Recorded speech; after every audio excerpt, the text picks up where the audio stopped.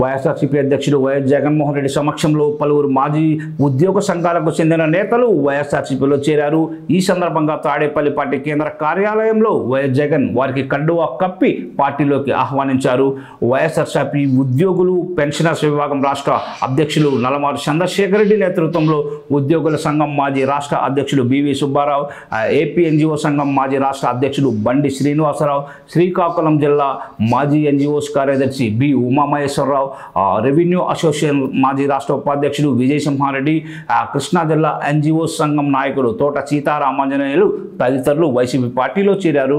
YS Jagan మళ్ళీ ముఖ్యమంత్రిని చేయాలన్న లక్ష్యంతో వైఎస్ఆర్ కాంగ్రెస్ పార్టీలో చేరడం జరిగిందని తెలిపారు.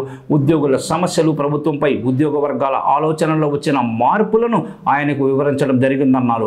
అధికారంలోకి వచ్చి 11 నెలలు గడిచిన ఉద్యోగులకు ఎన్నికల్లో ఏ ఒక్క హామీని కూటమి ప్రభుత్వం నేటికి అమలు చేయలేదన్నారు. కాంట్రాక్టు ఉద్యోగులు, లెక్చరర్లను క్రమబద్ధీకరించకుండా కాలయాపన చేస్తున్నారని మండిపడ్డారు.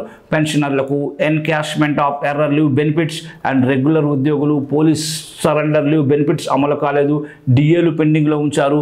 ఉద్యోగుల సంక్షేమాన్ని దృష్టిలో ఉంచుకొని వైఎస్ఆర్సీపీలో చేరడం జరిగిందని వారు తెలిపారు.